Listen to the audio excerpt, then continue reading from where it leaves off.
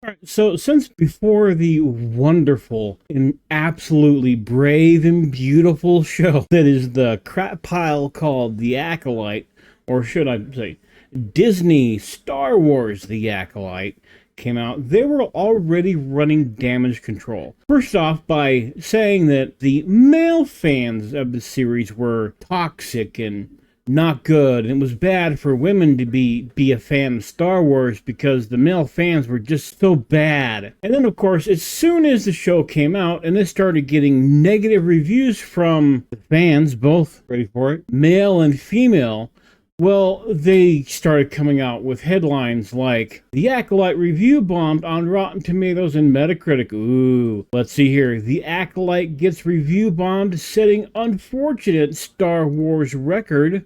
Okay, and let's see what else we have here.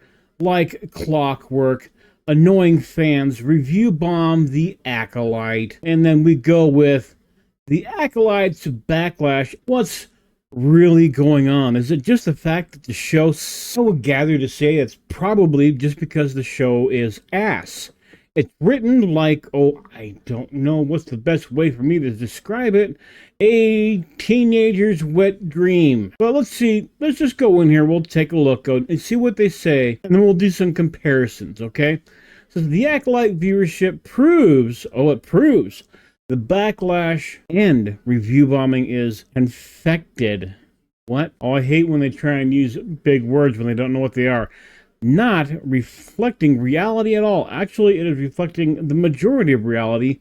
It's just the people who write these articles are so stuck in their own little tiny bubble and don't want to write anything, for the most part, very negative about Star Wars or any of the things that especially come out and say that they're diverse and special and all that stupid shit. Because, well, if they say that the movie or TV show or streaming show or whatever sucks, after they say they have diversity in there, well, they're afraid they're going to get ostracized by everyone in their little bubble. And while that may be true, at least it would be fucking honest. Let's see. Divided and divisive fan base. Yeah, the fan base for Star Wars has always been a little divisive. This is true. But in a good way. George Lucas himself wasn't immune to their ire, as the comedy documentary The People versus George Lucas proved. Yes, a documentary that was meant to be a comedy. So that pretty much means that you should take absolutely nothing it says to heart, have a laugh, and move on with your fucking life. But the Disney era has gotten caught up in the culture war. Well, you know, if they wouldn't make everything about the quote-unquote culture war bullshit, wouldn't have gotten caught up in it. Period. There's no in between there. If your messaging is more important, people don't like your shit. Oh, here, The Acolyte is the latest point of dispute created by Leslye Headland, Leslye Headland of Russian Doll fame, which Russian Doll, I hadn't even heard that until just like 3 days ago. The new Disney Plus TV show is set a century before the events of Star Wars Episode 1, The Phantom Menace. The Acolyte has been review bombed. Oh, really? I'm sure they're going to come up with examples of review bombing in this article, right? There has got to totally be review bombing samples in here. And there is no way I can go to, I don't know, they put it up Rotten Tomatoes, so there's no way I can go to Rotten Tomatoes and probably just randomly pick some reviews from the general audience and tell me, and do comparisons, see if they're bombs, right?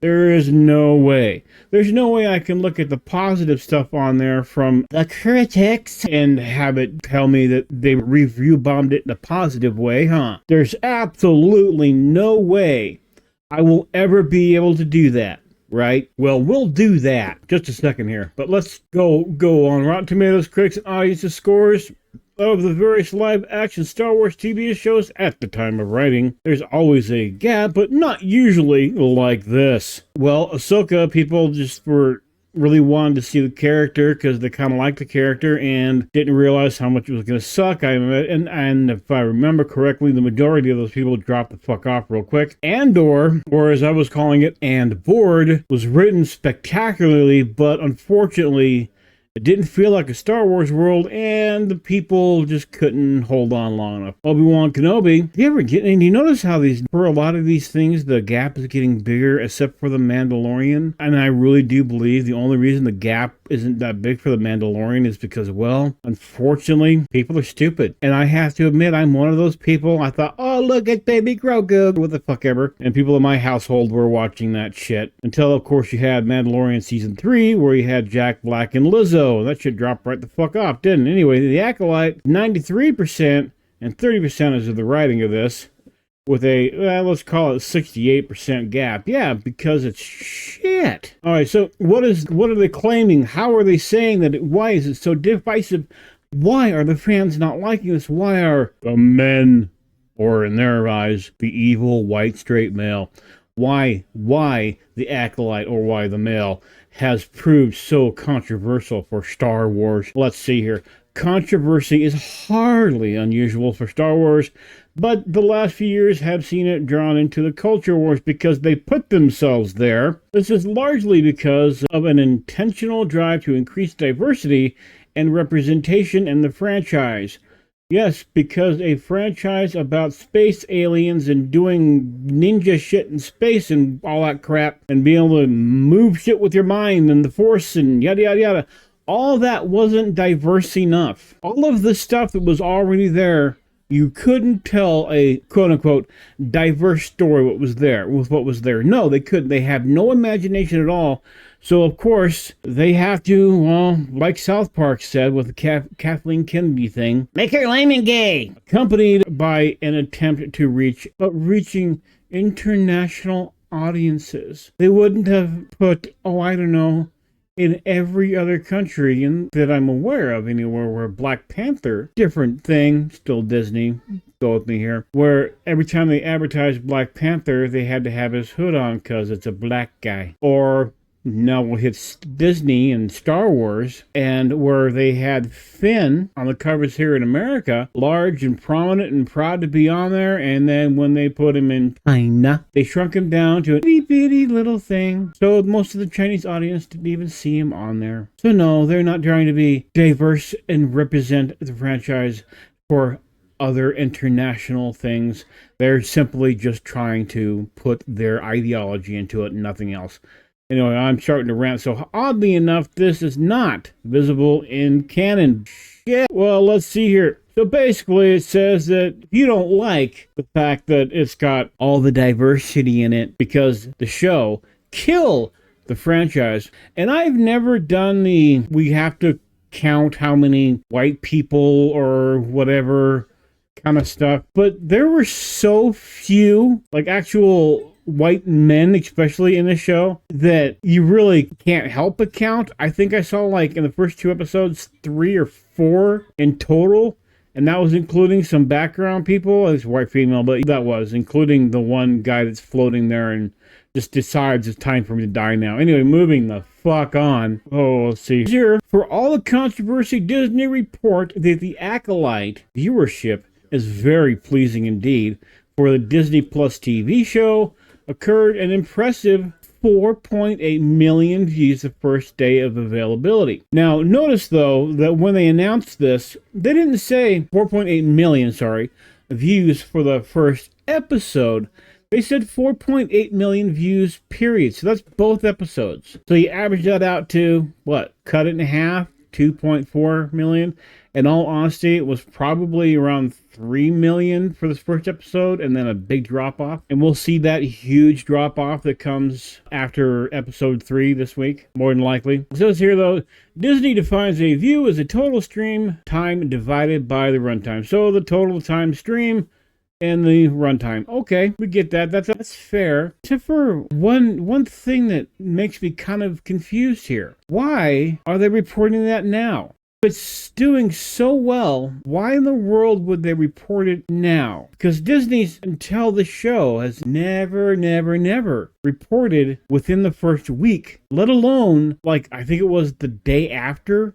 It was Wednesday, maybe Thursday morning at the latest that I noticed them reporting that they had the numbers in there. Feels kind of fishy to me. But hey, what do I know? I'm just some dude playing another dude, playing a cartoon on the YouTube. And let's see, here they go. This basically just says, are the reviews useful from the audience? And they're basically going through and saying, no, you really shouldn't believe the reviews from the audience because, well, the audience is biased. Not like, oh, I don't know, the people that review it for a living aren't biased in any way, shape, or form. Not like they don't actually get paid. Well, maybe not through monetary means. Well, no, I guess some of the ones on Tomatoes were getting paid monetary, weren't they? But in general, they're getting paid through access. They get early reviews of copies of shows and shit because they're just begging and hoping that they'll get good reviews from these people. And they're also begging and hoping that, well, if I give you a good review, Daddy Disney or Mommy Kathleen, you're not gonna make it so I can't watch these shows, right? Right. Well, anyway, let's go ahead. We're gonna go, boom, jump on over here to Disney Star Wars The Acolyte on the Rotten Tomatoes. And what do we got here? We got a 90% certified fresh rating from the top reviewers. Well, I just can't. Let's jump on in here. What do they have to say from the top reviewers? It's got to be just awesome, right? Let's see here. The Acolyte is a new era for live action Star Wars that presents a challenge for audiences to invest in, cause it's shit. But this old school Star Wars action packed full of unique, intriguing characters. Oh god. So what is Alex here? What has he done? He's done quite a bit. Okay. I'm good with that. So, pretty much, even the rotten ones, the show is built upon a genuinely interesting premise, but the stiff and almost mechanical storytelling, because it's shit, and the bland and uninspiring characters and overall lack of cinematic verve weigh the show down. So it's basically saying, hey, this show sucks, but I'm not going to say real bad things about it, but I'm still going to say it sucks. Okay, well, let's move on here to what the audience is saying, because those are the ones they're claiming are review bombing it, right? So let's go with Chuck B. Hey, Chuck B., what you got to say? Have you done anything else besides The Acolyte? No? Okay. So there's one in their favor. How about, something with no name? Okay, well, let's see here. Have they done anything else besides The Acolyte? Oh, no. I may actually be proving myself wrong. That is entirely possible. Holy cow. Let's go down here a little bit. There we go.